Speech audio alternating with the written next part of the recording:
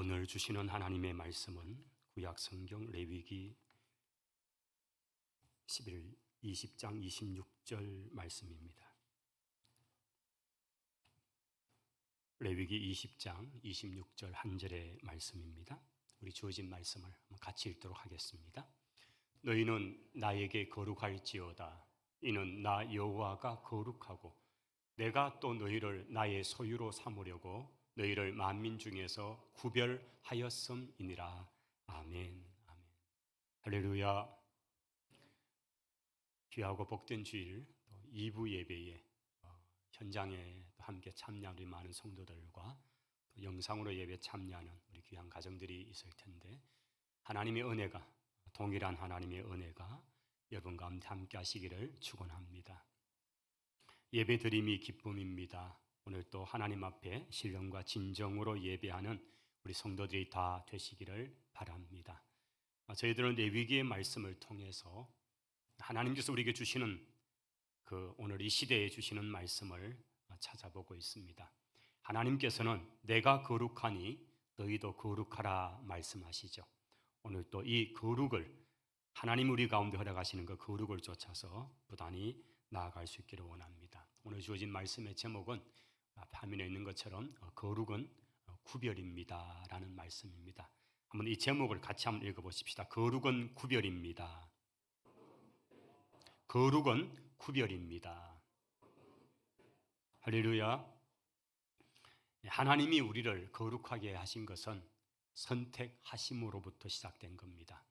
하나님께서 우리를 세상 가운데서 불러내어서 선택하시고 우리를 구별하심으로써 우리가 거룩한 하나님의 자녀가 되었습니다.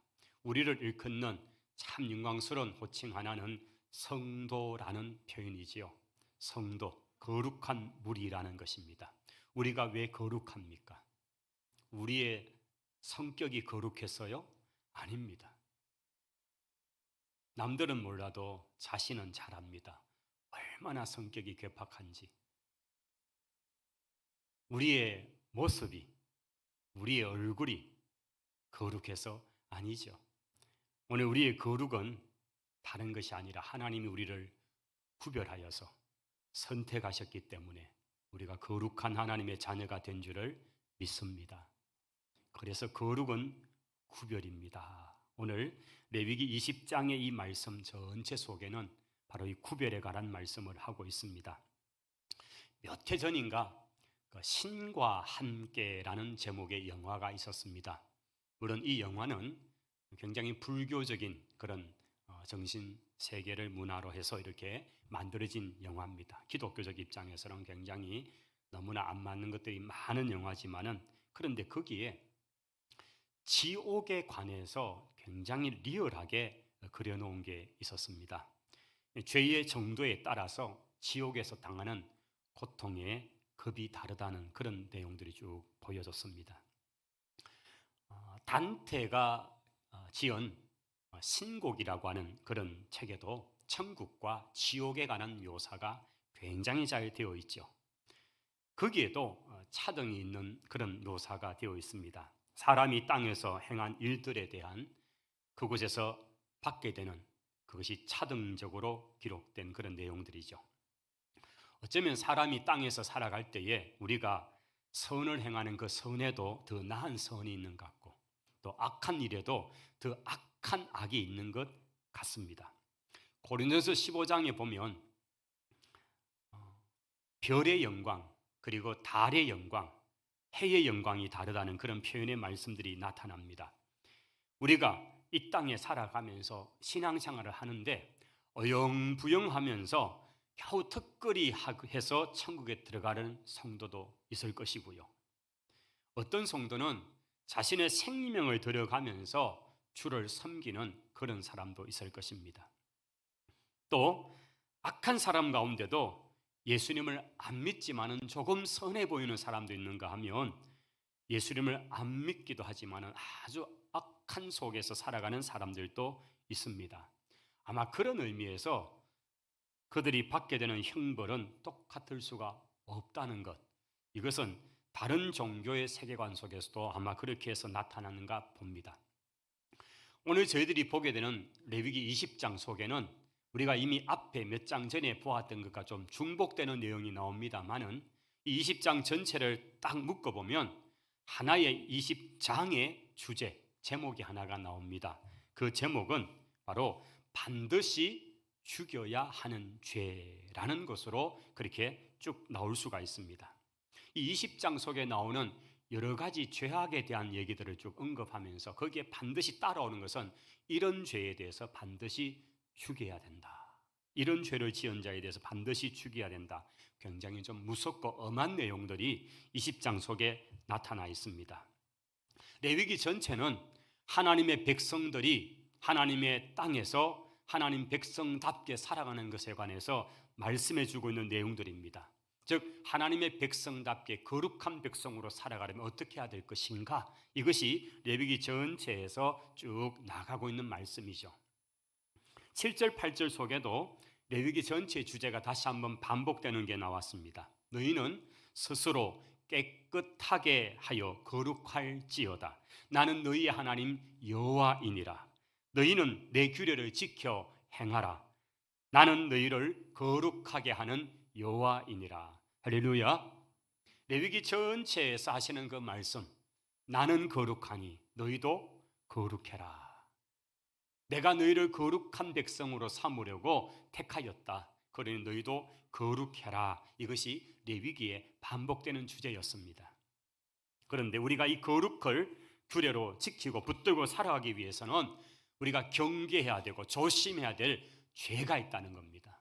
특별히 심각하고 중대한 죄악들이 있는데 이런 죄악들은 따라가지도 흉내도 내지 말라. 이것이 20장을 통해서 쭉 설명되고 있는 것입니다. 물론 구약 시대에 적용된 죄에 대한 형벌이 오늘 시대에 교회 안에서 집행될 수는 없습니다. 대부분 보면 투석형입니다. 어떤 죄를 정한 자는 반드시 돌로 쳐 죽여라. 그래서 오늘 시대에 만약에 돌을 든다면 우리는 다 세상의 법, 형법에 의해서 우리는 그냥 다 형사 고소될 것입니다. 그렇게 할 수는 없습니다. 이 형벌은 새로운 신약의 시대, 은총의 시대에서 이것이 그대로 구약대로 적용되지는 않고 그리스도를 통한 한없는 용서와 은혜로 나타날 것입니다. 물론 끝까지 그것을 참으로 돌이키지 않을 때는 영원한 사망의 지옥의 심판이 기다리고 있다는 것은 분명한 사실인 것입니다. 자, 그러면 레위기 20장 속에서 밝히고 있는, 우리에게 전하는 이스라엘 공동체가 반드시 제거해야 되고 그 죄악을 가진 자라면 그것은 반드시 죽여야 한다고 할 만큼의 중대한 범죄, 그 한 세 가지 부분들을 좀 다뤄보고자 합니다. 첫째는 1절부터 5절 내용을 보시면 몰렉이라고 하는 우상에게 숭배하는 그 행위, 우상 숭배에 관한 내용들이 나타납니다. 20장 1절부터 한번 들어가 보시면 여호와께서 모세에게 말씀하시죠. 너는 이스라엘 자손에게 이르라. 이스라엘 자손이든 아니면 그 땅에 살고 있는 거류민들, 즉 외국인들이든지 간에 그의 자식을 몰렉에게 주면 그들은 반드시 죽여라. 그렇게 서구이기에 몰렉에게 자식을 바치는 제사를 하느냐 하는 것입니다. 몰렉은 이스라엘 백성들이 살고 있던 땅에 요단강 건너기 전에 동편에 있는 민족, 그것이 이제 암몬 모압이라는 민족이 있습니다. 근데 이 암몬 민족, 그 땅은 지금의 요르단이라는 그런 나라입니다. 요르단의 수도가 암만이라는 그런 도시가 되는데, 우리가 몇 해 전에 성지 수료를 저희 교회에서 갔을 때에 요르단 땅에서 암만이라는 그 도성에서 저희들이 했던 기억이 나시죠? 암만 이런 얘기를 많이 했습니다. 그 암만이라는 도시가 바로 암몬족의 수도 땅이었습니다. 자, 이 땅에서 행해지는 그런 여러 종교 중에서 그들이 가장 최고의 신으로 섬기는 존재가 몰렉이라는 신입니다. 근데 이 몰렉은 얼굴은 소 머리입니다. 그리고 몸뚱이는 사람입니다. 반인 반수의 모습을 가지고 있죠. 그리고 그 몰렉 신은 이렇게 손을 내밀어서 뭔가를 내라고 이렇게 하는 모양을 하고 있습니다.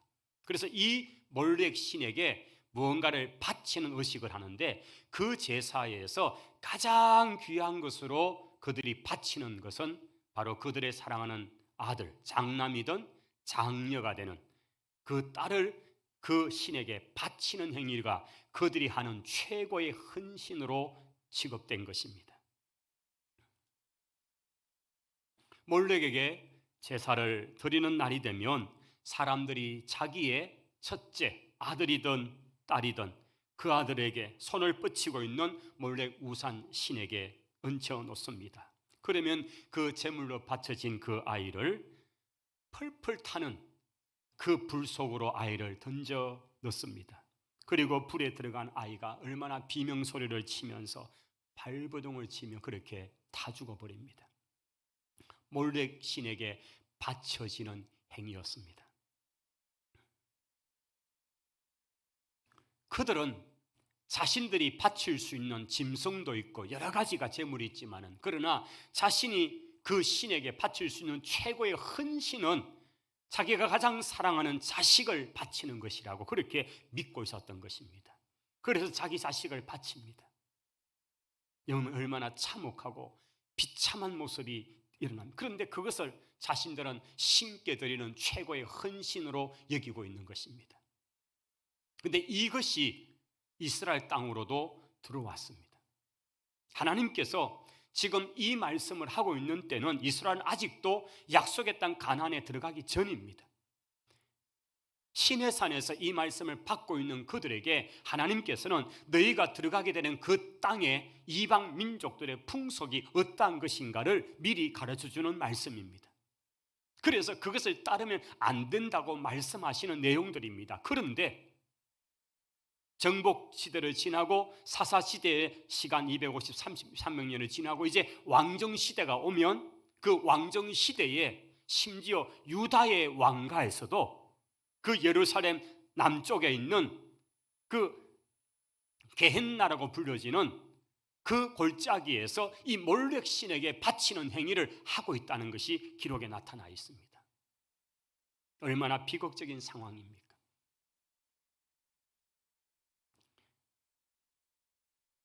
열왕기상 11장에 보면 솔로몬 왕에 대한 얘기가 쭉 나옵니다. 그가 하나님의 은혜를 입어서 얼마나 지혜의 왕이 되었습니까? 그는 왕으로 시험 받을 때 자신이 너무나 어리다는 사실, 연약한 사실을 알고 하나님 앞에 참으로 자기 연약함을 하나님께 은혜를 구하면서 일천번제를 드렸습니다. 하나님은 그 번제를 기쁘게 받으시면서 그 밤에 솔로몬에게 나타나셔서 솔로몬아, 네가 이토록 나에 대한 마음이 지극정성이구나. 내가 너를 받겠다. 네가 드린 이 헌신을 내가 기뻐하겠다. 내가 네게 뭐든지 얘기해라. 네게 소원을 들어주겠다고 말씀합니다. 그러자 솔로몬은 부귀영화보다도 하나님이 맡긴 이 많은 백성들을 제가 감당할 자격이 없고 힘이 없습니다. 그러니 이들을 잘 통치할 수 있는 지혜를 주십시오. 할렐루야. 여러분, 참 겸손하고 참으로 하나님 보시기에 너무나 마음에 속 빼다른 정말 아버지를 닮은 솔로몬의 모습이었습니다. 하나님은 그 솔로몬이 원하는 부귀영화가 아니라 지혜를 구하는, 하나님이 맡긴 그 백성을 잘 다스리는 통치자가 되기를 원하는 그 지혜를 구했을 때에 그 지혜 위에 부귀영화를 다 주셨습니다. 할렐루야. 오늘 우리가 먼저 그 나라와 그 의를 구하면 이 모든 것을 더하시는 하나님이신 줄을 믿습니다. 그 나라와 그 의를 구하시기를 바랍니다. 자, 그렇게 하나님의 지혜를 가지고 나라를 통치하면서 주변의 나라들이 소문을 듣고 정말로 저렇게 지혜로운 왕은 없다는 거죠. 그래서 저 아프리카의 시바의 여왕도 오랜 여행을 통해서 그 왕 한번 배우려고, 솔로몬을 한번 만나보려고 찾아오고 여러 각처에서 찾아옵니다. 그가 얼마나 뛰어난 판결들을 하고 있습니다. 그래서 지금도 가장 지혜로운 판결을 솔로몬의 판결이다 이렇게 말할 정도죠. 그런데 열왕기상 11장에 오면 그가 주변의 나라들과 안정적인 관계를 취하기 위해서 정략적 결혼들을 많이 합니다. 그래서 이집트의 바로의 딸 공주와 정략 결혼을 맺고, 그러면 사돈관계가 되고 또 이런 혼인관계를 통해서 적대 관계가 되지 않죠. 그렇게 주변 나라들을 하나씩 하나씩 결혼을 해서 수많은 아내들을 생겨납니다. 그 가운데 모압 땅의 공주, 암몬 땅의 공주, 이들과 정략적 결혼을 하면서 열왕기상 11장에는 이런 기록을 남겨놓습니다. 모압 땅의 신인 거모스를 끌어들어오고 암몬의 신인 이 몰렉을 끌어들어와서 그것이 예루살렘에 있게 만들었다는 것입니다. 자, 자신은 외교수를 통해서 그렇게 정략적 결혼을 통해서 주변 나라와 적대 관계를 없애고 평화를 이루고자 했지만은 그런 인간의 얕은 수의 결과 그들이 섬기는 신들까지 가져 들어와서 예루살렘은 그냥 종교, 모든 우상의 그냥 백화점이 되어버린 겁니다. 마치 뷔페같이 만들어 놓았습니다. 그래서 온갖 신들의 그런 하나의 집합체가 된 것이 예루살렘, 바로 그 터가 되어버리고 만 것입니다. 자, 아마 그때부터 시작된 몰렉에게 제사하는 그 행위가 유다의 후손들 왕들에게 계속 이어지면서 심각한 문제까지 가게 된 것이 바로 하나님이 심판하실 이유가 되었다고 성경은 분명히 말씀합니다. 예루살렘의 남쪽 흐르는 그 골짜기가 흰놈의 아들의 골짜기라고 표현하는데 그것이 히브리 말로 게헨나라 합니다.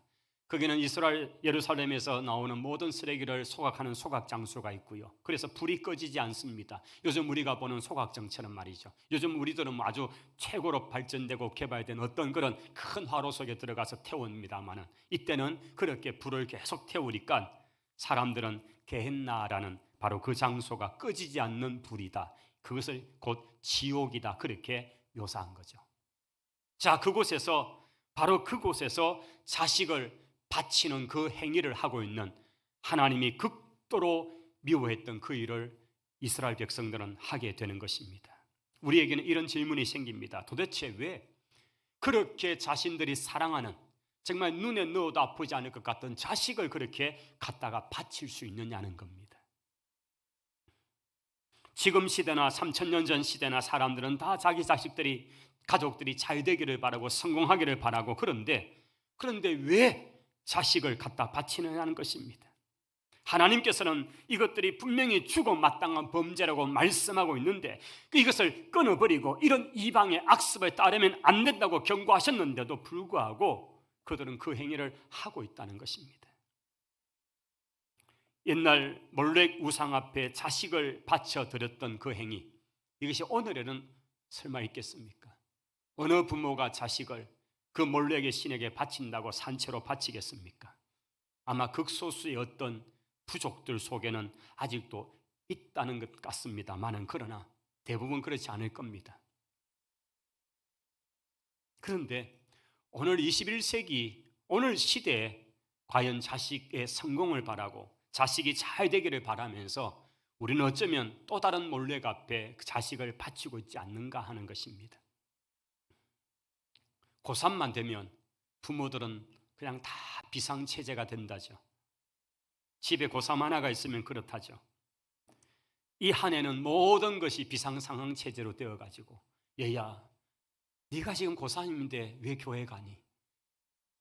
네가 고3인데 지금 너 대학 떨어지면 네가 앞으로 교회 나올 수 있는 줄 아니? 1년 동안은 네가 교회 안 나와도 돼. 네가 대학 들어가고 난 뒤에 얼마든지 나올 수 있지 않니? 우리에게는 먼 이야기 같지만은요, 그러나 실제적으로 우리 한국 교회 안에 있는 이야기들입니다. 어쩌면 우리는 자식들의 성공, 대학이라는 그 목표를 위해서 우상의 신에게 자식을 바치고 있는지 모릅니다. 오늘 우리가 우리의 자녀들이 잘 되기를 바라고 그들이 성공하기를 바라면서, 그런데 정작 우리가 하고 있는 모습 속에는 그 3000년, 4000년 전에 했던 자식을 위해서, 자식이 잘 되기 위해서, 가정을 위해서 그렇게 몰렉 앞에 바치고 있는 그 행위, 이것이 오늘 우리의 모습이 아닌가 보여집니다. 하나님이 왜 계속해서 이 몰렉 우상 숭배를 경고하시는가? 그것은 오늘 20장 23절로 가보시면, 너희는 내가 너희 앞에서 쫓아내는 족속의 풍속을 따르지 말라. 그들이 이 모든 일을 행함으로 내가 그들을 가증히 여긴다고 말씀하셨습니다.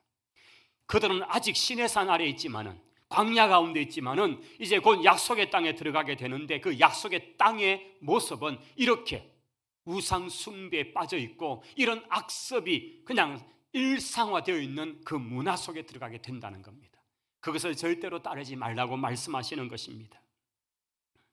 로마서 12장에 보면 사도 바울은 너희는 이 세대를 본받지 말며라고 하시면서 우리가 믿음으로 그리스도 안에서 구원받은 하나님의 백성으로 살아가는데 세상과 다른 것, 세상과 구별된 삶을 살라고 말씀하시는 것입니다. 오늘 우리가 사는 이 세상은 가나안의 문화와 똑같을 것입니다. 우리가 상상하는 것 이상의 어떤 것들이 정말로 행해지는 이 시대입니다. 그런데 우리가 이 세상에 살지만은 이 세대를 본받지 말고 하나님의 말씀을 따라 살아가야 될 줄 믿습니다. 이것이 거룩한 하나님의 백성입니다. 우리가 자녀들의 성공을 바라면서 세상의 가치관, 세상의 방법들을 너무나 쉽게 받아들이고 믿음을 쉽게 포기해버린다면 우리 자식들을 몰래 앞에 바치는 것과 뭐가 다르냐는 것입니다.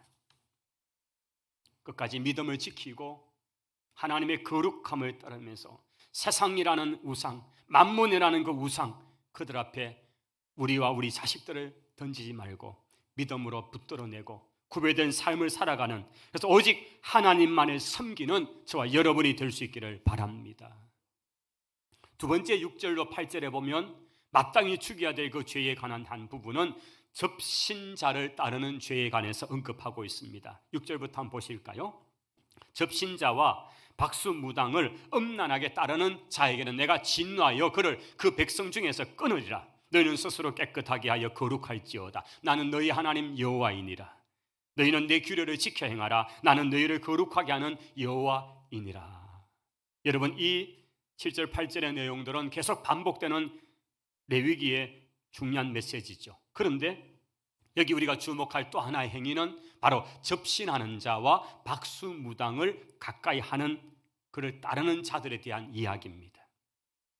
27절로도 한번 가볼까요? 남자나 여자가 접신하거나 박수무당이 되거든 반드시 죽일지니 곧 돌로 그를 치라. 그들의 피가 자기에게로 돌아가리라. 구약 속에는 특별히 하나님께서는 이런 귀신을 따르고 접신을 하는 행위를 하고 이런 사람들을 절대로 허용하지 않는다는 것을 말씀합니다. 신접한 자, 박수 대부분이 죽은 영혼을 불러다가 어떻게 하고 어떤 귀신의 힘을 잃어서 어떤 미래를 밝히고 영매라는 행위, 죽은 자의 신을 그렇게 사용하는 이런 행위를 하는 자들, 이런 것들인 거죠. 왜 성경은 이런 접신자들에 대해서 마땅히 죽일 죄로 경고할 정도로 엄하게 다루고 있습니까? 이것은 하나님을 인정하지 않는 것이고 세상의 사탄의 문화 그대로 가져온 것입니다. 여러분, 이 행위를 했던 한 왕이 있습니다. 왕정시대 초대 임금이었던 왕이었던 사울 왕이 그러했습니다. 하나님께서 그를 세우셨고 그때는 그가 얼마나 겸손하게 하나님께 순종하는 모습의 삶이었습니다. 그런데 그는 곧 하나님의 말씀을 벗어버립니다. 던져버리죠. 그리고 자기 마음대로 행위를 시작합니다. 이제 그에게는 하나님의 성령이 떠나버리십니다. 하나님께서 사울을 왕으로 세운 것을 후회했다고 말씀하십니다. 하나님의 성령이 떠나니까 그 속에 침범하는 것은 사탄이었고 귀신들이었습니다. 악한 영이 그를 침범해서 그를 괴롭히는 것입니다. 그가 아무리 기도해도 하나님께서 응답하지 않습니다. 그는 전쟁에 나가는데 어떻게 될지를 너무나 궁금한 나머지 그는 결국은 엔돌의 신접한 여인을 찾아가기 시작합니다. 그 여인에게 몰래 찾아가서 묻습니다. 이 전쟁과 어떤 상황들, 그리고 사무엘 선지자를 불러달라고 말합니다. 그리고 그 본문에는 정말 사무엘 선지자가 나타납니다. 그런데 이것도 굉장히 성경 해석상의 문제가 많은 내용들이죠. 왜냐하면 그것이 진짜 사무엘 선지자였을까 아니면 귀신의 역할일까? 우리가 대부분 볼 때에 우리가 결코 속지 말아야 할 것은 사랑하는 부모님이든 사랑하는 조부모님이든 그들이 이 땅의 삶을 마치고 떠나버리면 그 영혼은 하나님의 절대적인 주권 아래에 있다는 사실입니다. 그 영혼을 불러서 무슨 제사를 통해서 무슨 음식을 드리고 뭐 예를 하고 그럴 수 없다는 겁니다. 가끔은 어떤 무당들이나 박수무당 이런 자들이 어떤 행위를 하면서 부모의 죽으신 그 부모의 음성이나 친척 누구의 음성을 막 그렇게 내어서 막 그냥 기겁하게 만들죠. 그것은 귀신이 자기의 힘을 그렇게 통해서 나타내는 것뿐이죠. 결코 돌아가신 영혼을 불러낼 수가 없는 거죠. 그런 의미에서 본다면 그 신접한 여인이 사울 앞에 했던 그 일은 진짜 사무엘이 아니라 귀신일 가능성이 크죠. 주석가들 가운데는 이런저런 내용들이 나옵니다. 사무엘상 28장의 이야기인데 사울이 여호와께 묻자오되 여호와께서 꿈으로도 우림으로도 선지자로도 그에게 대답하지 아니하였다. 여러분, 아무리 기도해도 하나님이 듣지 않는 사람, 이미 성령이 떠나버린 사람, 불신자의 기도 하나님이 듣겠습니까? 그리고 그 신접한 여인을 통해서 그의 미래는 그대로 왕위가 쫓겨나게 되고 죽음이 그 앞에 기다리는 대로 된 것입니다. 사울은 자신의 미래를 그렇게 알고 싶어 했지만은 1도 도움이 되지 않고 그는 결국 파멸로 가게 되었다는 사실인 것입니다.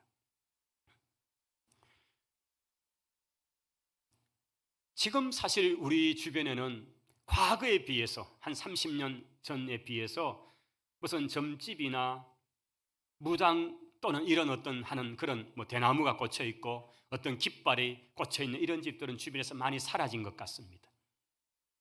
사실 과거에 참 그랬고요. 또 제가 첫 전임 사역을 했던 부산에서 그 전포동이라는 동네 전체가 진짜 너무 많아서 점집들 얼마나 많은지 모릅니다. 근데 정말 세월이 지나면서 점점 많이 사라진 것 같습니다. 그런데 아직도 통계를 보면 이런 쪽에 종사하는 자의 숫자가 20만, 30만이 된다 그러니까요. 최고 많이 사는 데는 60만으로 봅니다. 제가 그걸 기억했건서 우리 군인들 숫자만큼이라 얘기 들었습니다. 여러분, 기독교 성직자들 숫자보다 훨씬 더 많은 사람들이 이런 점집과 무당과 이런 쪽에 종사하는 사람들의 숫자입니다. 우리 한국 사회가 꽂혀있는 깃발은 없어졌지만은 실제로 더 많이 전국적으로 있다는 것입니다.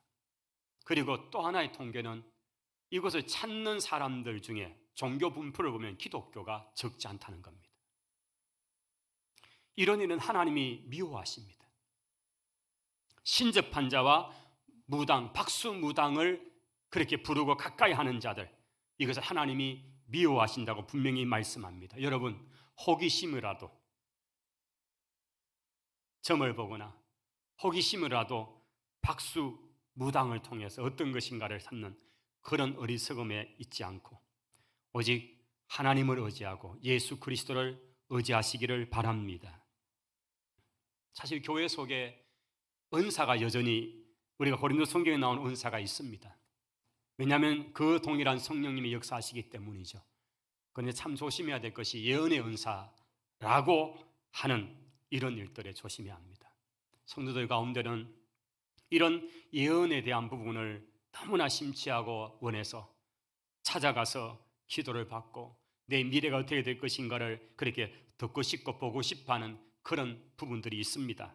그러나 우리가 극히 조심할 것은 우리는 다른 중간에 어떤 매개체, 즉 중보자 되는 어떤 구약의 제사장 같은 존재가 필요치 않습니다. 예수님께서 십자가에 죽으시고 성소와 지성소를 가로막았던 휘장을 찢으시고 우리로 하여금 이제는 담대히 하나님의 은혜의 보좌, 그 은혜의 좌소 속죄소 앞으로 하나님의 지성소 앞으로 나아갈 수 있는 길을 열어주셨습니다. 그래서 예수님의 이름을 믿고 여러분이 직접 하나님께 기도할 수 있는 줄을 믿습니다. 이것이 바로 신약 시대인 거죠. 오늘 시대는 어떤 다른 매개체를 통하거나 어떤 사람을 통해서 무슨 기도한 사람, 어떤 영성 있는 사람을 통해서가 아니라 여러분이 예수 그리스도의 이름으로 직접 구할 수 있다는 사실입니다. 이 믿음을 가지고 예수 그리스도의 이름으로 하나님 앞에 직접 간구할 수 있기를 바랍니다. 성경은 이렇게 말씀하죠. 하나님께 나오는 자는 반드시 그가 살아 계신 것과 그가 자기를 찾는 자들에게 상 주시는 이심을 믿어야 할지니라. 할렐루야. 여러분, 하나님이 살아계신 것을 믿는다면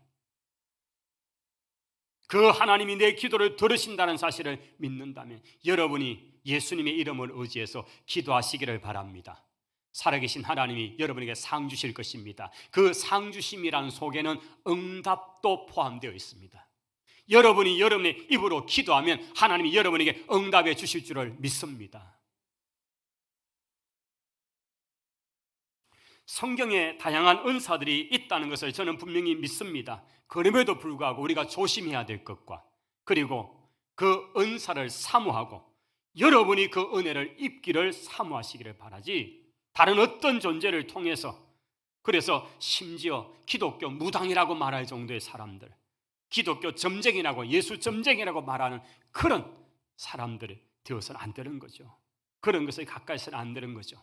여러분, 히브리서 11장 믿음의 장에 믿음의 본질을 이렇게 말하지 않습니까? 믿음은 바라는 것들의 실상이요 보이지 않는 것들의 증거라고 말씀합니다. 오늘 우리가 믿는 것은 보이지 않기 때문에, 그래서 말씀에 의지해서 그것을 믿는 것입니다. 할렐루야.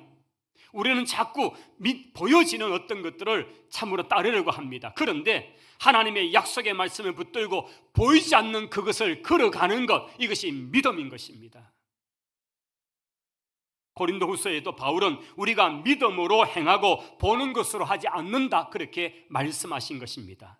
믿음으로 살고 보는 것에 의지하지 않는 바로 이 신앙의 생활을 감당할 수 있게 되기를 바랍니다. 모세는 이제 약속의 땅이 바로 보이는 그 모압 평지 앞에서 요단강을 건널 수 없다는 하나님의 말씀, 너는 여기까지야 라는 말씀을 듣습니다. 그러면서 그 백성들에게 유언 같은 설교들을 남깁니다. 그것이 신명기에 기록이 되어 있습니다. 신명기 18장 9절로 보면 모세는 이스라엘 백성들에게 다시 한번 부탁하는 내용이 나옵니다.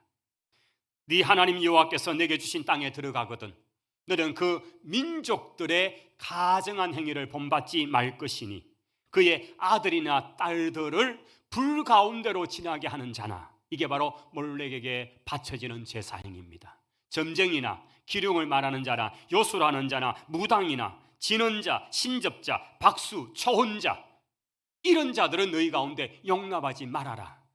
이 말씀은 바로 가나안 땅의 문화가 그러하다는 사실을 보여주는 것입니다. 이스라엘 백성이 들어가게 된 가나안 땅의 문화, 그래서 오늘 이 시대에도 여전히 똑같이 있다는 것입니다. 이런 것들을 용납하지 말아라. 몰렉에게 자녀를 바치는 행위, 기륭에 대한 호기심 때문에 이방신에게 영혼을 팔아버리는 이런 일들, 이런 어리석음에 빠지지 말라고 말씀하는 것입니다. 오늘 저희들이 하나님의 진리의 말씀, 성경의 말씀을 붙들고 진리 되신 그리스도를 따라서 믿음의 길을 끝까지 걸어갈 수 있게 되기를 바랍니다. 이제 만약 세 번째 반드시 죽여야 될 그 죄를 다루는 것이 9절에 나타났는데, 이것은 바로 부모를 저주하는 죄다, 이렇게 되어 있습니다. 9절 한번 보실까요? 같이 한번 읽어보십시다. 만일 누구든지 자기의 아버지나 어머니를 저주하는 자는 반드시 죽일지니 그가 자기의 아버지나 어머니를 저주하였은즉 그의 피가 자기에게로 돌아가리라. 아멘. 오늘 시대가 참 부모에 대해서 하는 자식, 아주 참 불우한 자식들의 그런 행위들이 많이 언론을 통해서 나타납니다. 어떻게 저럴 수가 있나? 부모는 우리 삶의 뿌리가 되는 존재이시잖아요. 부모님을 부인하는 것은 내 인생의 뿌리를 부인하는 것입니다. 부모님 없이 어떻게 우리가 이 땅에 존재할 수 있겠습니까? 그래서 부모님이라는 존재는 하나님의 대리자처럼 우리 가운데 나타나서 그 부모님을 공경하고 부모님을 받드는 행위는 곧 하나님께 하는 그 행위, 그것에 굉장히 근접해 있기도 하고 또 이것을 통해서 하나님께 예배하는, 공경하는 모습을 배우게 하는 것이기도 합니다. 하나님께서 이 가나안에 들어가야 될 그 세대들이 참으로 그 땅에 들어가서 그 땅과 섞이면 안 된다, 그 땅의 문화가 얼마나 폐역한지, 부모에 대해서도 어떻게 악한 일을 하는지를 가르쳐주고 있는 것입니다. 그래서 반드시 그것을 따르지 말고 부모에 대해서 순종하고 그 부모를 공경함으로써 하나님이 너에게 복을 주실 것을 분명히 말씀하고 있습니다. 창세기부터 신명기까지 모세오경 그 5권의 책 속에는 613가지의 계명들이 쭉 되어 있습니다. 그 그 613가지의 계명을 가장 함축해 버리면 10가지 계명이 되고, 이 10가지 계명은 10계명이라고 말할 수 있습니다. 이 10계명은 또 두 가지 파트로 나눌 수가 있습니다. 1계명부터 4계명까지는 하나님과의 관계 어떻게 할 것인가를 다루고 있는가 하면, 5계명부터 10계명까지 6개의 계명은 사람과의 관계를 어떻게 할 것인가를 다루고 있습니다. 그런데 하나님과의 관계에서는 하나님만을 참 하나님, 참 신으로 모시고 그분만을 섬겨야 될 것을 가르치고 있고, 그 다음에 사람 사이의 계명 속에서 그 첫째 되는 계명이 바로 내 부모를 공경하라고 하는 바로 5계명이 되는 것입니다. 에베소서 성경도 이 말씀을 그대로 받아옵니다. 에베소서 6장 1절 2절에 약속이 있는 첫 계명이다, 그렇게 해석을 한 것입니다. 자녀들아, 주 안에서 내 부모에게 순종하라, 이것이 옳으니라. 네 아버지와 어머니를 공경하라, 이것이 약속이 있는 첫 계명이니. 할렐루야. 여기 부모에 대해서 공경하는 것을 두 가지 단어를 사용, 하나는 순종이라는 단어, 하나는 공경이라는 단어를 쓰고 있습니다. 자, 그러면 순종은 무엇입니까? 순종은 외적으로 드러나는 행위입니다. 내가 순종하다 할 때 그 순종은 내가 행동으로 할 때 그것이 순종입니다. 그러면 공경은 어떤 것일까? 공경은 내적인 부분이죠. 내가 마음으로부터 그분을 존중하는 것, 이것이 공경입니다. 성경은 이 두 가지를 다 말씀합니다. 자녀들아, 주 안에서 내 부모에게 순종해라, 이것이 옳다라고 말씀한, 여기 옳다라는 이 단어는 자연스럽다라는 그런 원어적 뜻입니다. 부모에게 순종하는 것은 자연의 법, 세상이 요구하는 어쩌면 기초적인 가장 기본적인 법이라면, 공경이라는 의미는 하나님의 법의 차원이죠. 네 마음을 다해서, 네 내면적으로, 네 속사람마저도 그렇게 부모에 대해서 하라는 겁니다. 이것이 하나님의 법의 차원입니다. 그러므로 우리 그리스도인들은 부모에게 순종하며 그 순종을 넘어서 공경할 수 있기를 원합니다. 하나님께서는 그 공동체가 특히 부모님에 대해서 순종과 공경의 태도로 나아갈 때 그 사회 공동체, 가정 공동체가 얼마나 건강할 수 있는가를 잘 보여주신 것입니다. 그래서 이것을 어기는 그 죄에 대해서 아주 심각하게 그들을 돌로 쳐서 죽여야 될 정도로 그 공동체 보존을 위해서 이 법을 엄하게 다루고 있었다는 것입니다. 오늘 저희들은 레위기 20장 속에 나오는 하나님의 백성으로서 거룩한 삶을 살고자 할 때에, 특별히 이런 범죄자에 대해서 공동체는 그 공동체의 순결과 거룩을 지키기 위해서 제거해버려야 될 정도로 심각한 형벌로서 다루라는 내용들을 우리가 함께 보셨습니다. 26절, 너희는 나에게 거룩할지니다. 너희는 내게서 거룩할지어다. 왜냐하면 하나님이 거룩하시고 하나님이 택하신 그 백성들을 구별하셔서 거룩한 백성으로 삼으시기 때문에 우리는 이 거룩을 부단히 우리의 성화 전 과정에 나아가야 될 숙제로, 우리가 도달해야 될 그 목표점으로 삼고 부단히 거룩함으로 나아가야 될 것입니다. 우리의 힘이 아닙니다. 우리의 의지의 문제가 아닙니다. 하나님이 우리를 구별하시고 성별해 주셨기 때문입니다. 그러므로 우리가 말씀을 따라서 구별된 삶을 살아갈 때에 세상에 살지만은 세상과 똑같지 않고 세상에 속하지 않는 구별된 하나님의 선민의 삶을 살게 될 줄을 믿습니다. 그러한 삶으로 하나님께 영광 돌리는 우리 모두가 되시기를 축원합니다. 기도하겠습니다. 하나님 아버지, 내가 거룩하니 너희도 거룩하라는 주의 말씀 앞에 우리의 의지나 우리의 어떤 그런 결단만으로 될 수 없음을 고백합니다. 하나님 우리에게 주시는 은혜 아니고는 이 거룩에 도달할 수가 없습니다. 날마다 주의 말씀을 따라서 거룩함으로 나아갈 수 있도록 은혜를 베풀어 주옵소서. 그래서 하나님이 기뻐하는 거룩한 자녀, 거룩한 백성이 되게 은혜 베풀어 주옵소서. 예수님 이름으로 기도하옵나이다. 아멘. 이제 우리 찬송하시면서 헌금도 드리겠습니다.